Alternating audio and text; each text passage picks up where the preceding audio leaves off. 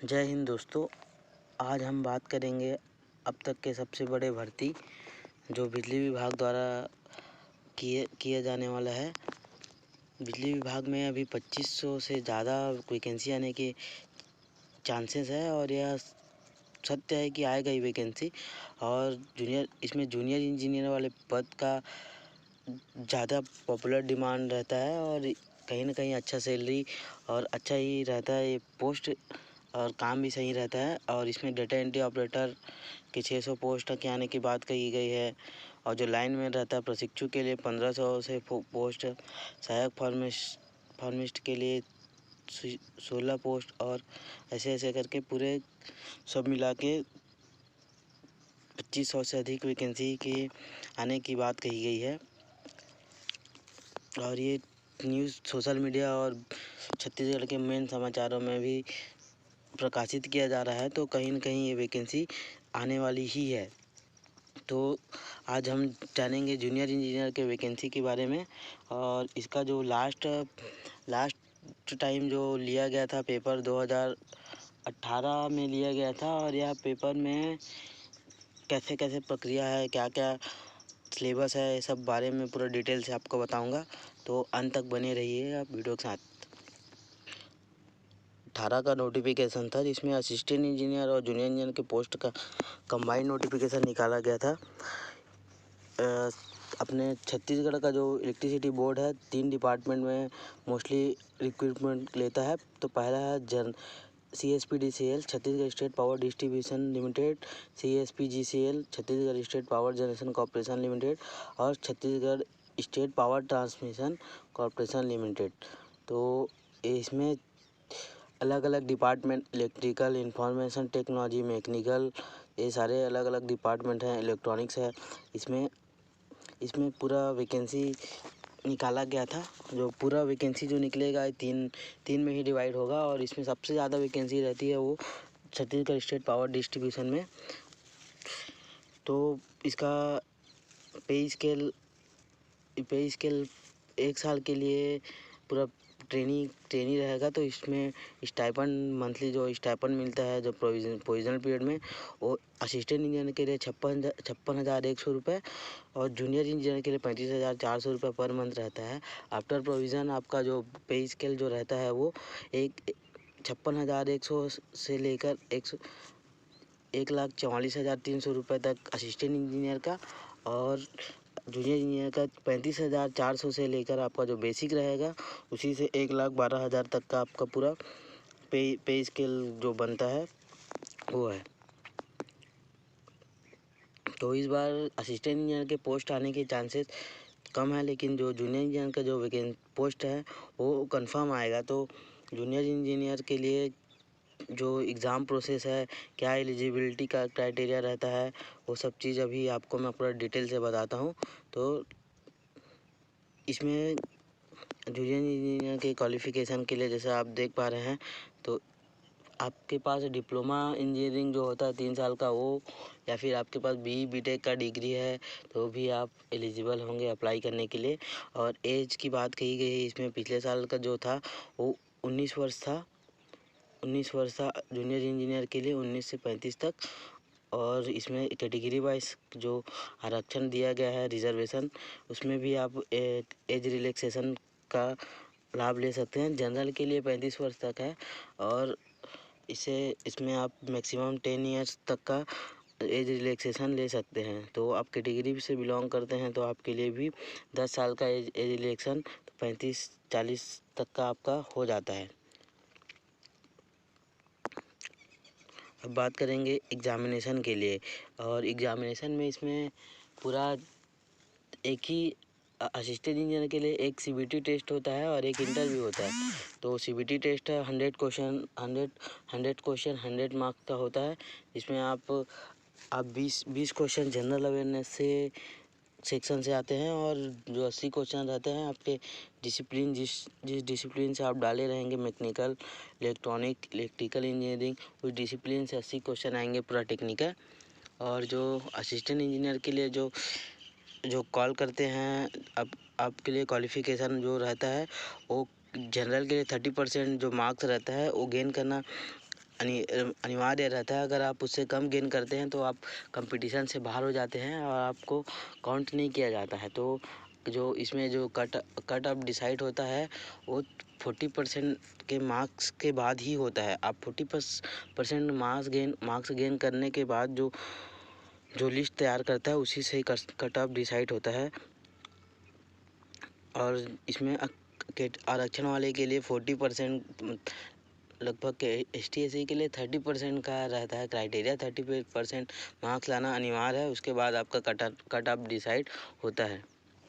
और assistant engineer में आपका जो रिटन टेस्ट होगा 100 का होगा और 15 मार्क्स के लिए आपको इंटरव्यू के लिए दिया जाता है, जिसमें इंटरव्यू के परफॉर्मेंस के अकॉर्डिंग आप 15 नंबर में से जो मार्क्स आपको मिलता है वो रहता है। तो टोटल इसमें 115 नंबर का एग्ज़ाम हो जाता है, उसी में आपका कट ऑफ डिसाइड होता है।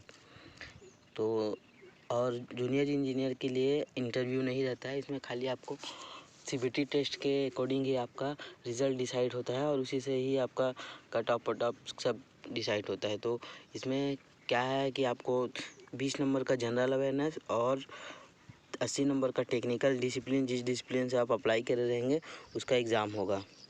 और सेकेंड CBT टेस्ट के अकॉर्डिंग ही आपका फर्स्ट CBT टेस्ट के अकॉर्डिंग ही आपका ये कट ऑफ डिसाइड होता है। और इसमें दोनों CBT टेस्ट के लिए असिस्टेंट इंजीनियर और जूनियर इंजीनियर के लिए आपको 2 घंटे का समय दिया जाता है। 120 मिनट में 100 क्वेश्चन सॉल्व करना है। तो समय की पर्याप्तता है, इसमें आप आराम से क्वेश्चन सॉल्व कर सकते हैं। और इसमें क्या है, जो 2018 में जो वैकेंसी आई थी उसमें बैकलॉग जो पोस्ट था रिजर्वेशन वाले कैटेगरी का, ST का, SC का तो था, तो उसमें उसका पोस्ट एज इट इज़ बना रहता है। तो आने वाले ईयर में भी, अभी आने वाले समय में जो वैकेंसी आती है तो अगर उसमें बैकलॉग फुलफिल नहीं हो पाता है तो वो जुड़ कर आती है। तो इस तरह से ST/SC वाले जो रहते हैं रिजर्वेशन कैटेगरी वाले, उनके लिए जो फुलफिल नहीं हो पा रहता है उसके लिए पोस्ट बढ़ के आता है। और इसमें सिलेबस की बात पूरा डिटेल से नहीं बताया गया है, इसमें बस लिख दिया गया है कि टेक्निकल से। तो आप इसमें स्पेसिफिक सिलेबस मेंशन नहीं है। तो आप कोशिश करिए कि जितने भी जेई के एग्ज़ाम होते हैं, AE के एग्ज़ाम होते हैं, उससे रिलेटेड सारे क्वेश्चन सॉल्व कीजिए और वही जो सिलेबस है उसी को फॉलो कीजिए, तो आसान हो जाता है। तो आप कोशिश करिए कि जो पुराने जो प्रीवियस ईयर जो और भी स्टेट में AE JE के एग्ज़ाम हुए हैं उससे रिलेटेड सिलेबस का ही पूरा अध्ययन करें और जो क्वेश्चन पूछा गया है उसी से ही रिलेटेड क्वेश्चन ही आते हैं। खैर, आने वाले दिनों में जो पास्ट ईयर जो क्वेश्चन पेपर है उसके बारे में डिस्कस करेंगे, तो चैनल के साथ बने रहिएगा। और आफ्टर CBT एग्ज़ामिनेशन आपको इंटरव्यू के लिए कॉल आएगा अगर आप शॉर्ट लिस्टेड होते हैं। और JE वाले उसी टाइम पे असिस्टेंट इंजीनियर के वो पोस्ट पे आपका DV डॉक्यूमेंट वेरिफिकेशन और आपका जो रहता है इंटरव्यू एक ही सेम डेट पे कंडक्ट कराया जाता है। और JE वालों के लिए जूनियर इंजीनियर में आपका डॉक्यूमेंट वेरिफिकेशन ही बस होगा, इसमें आपका कोई मार्क्स डिस्ट्रीब्यूट नहीं है, आप इजीली अटेंड कर सकते हैं। लेकिन असिस्टेंट इंजीनियर के लिए आपको प्रिपेयर होकर जाना पड़ेगा और इंटरव्यू देना पड़ेगा। और इसका DV सेंटर रायपुर में ही है, डगनिया में। और एग्ज़ामिनेशन फ़ीस की बात करें तो जनरल के लिए असिस्टेंट इंजीनियर के लिए पिछले साल था वो है 1500 रुपये, 1500 रुपये। और रिजर्वेशन वालों के लिए 1200 रुपये। जनरल और OBC के लिए 1500 रुपये था और ST/SC के लिए 1200 रुपये। और जूनियर इंजीनियर के फॉर्म पर था जनरल और OBC के लिए 1000 रुपये और ST/SC वाले के लिए 700 रुपये। इस तरीके से आप नोटिफिकेशन आने के कुछ समय बाद ही आप बोर्ड के जो ऑफिशियल वेबसाइट है उससे आप अप्लाई कर सकते हैं। और इसका जो प्रोसेस रहता है वो बहुत फास्ट रहता है। जैसे भी कि नोटिफिकेशन आता है उसी समय 1-2 महीने में एग्ज़ाम हो जाता है और उसी उसी 2-3 महीने के बीच में रिज़ल्ट पब्लिश कर दिया जाता है। तो आप अभी से तैयारी कीजिए और लगे रहिए, तभी आप नोटिफिकेशन आने का इंतज़ार ना करें, क्योंकि नोटिफिकेशन आने के कुछ ही दिनों में एग्ज़ाम हो जाता है तो आप तैयारी नहीं कर पाते। तो समय का तो रहता है, पर्याप्तता नहीं रहता। लेकिन अभी जैसे न्यूज़पेपर में आप पढ़ रहे हैं, न्यूज़ पढ़ रहे हैं, बड़े अच्छे विश्वसनीय जो सोर्स है वहाँ से आपको पता चला है कि आने वाला है।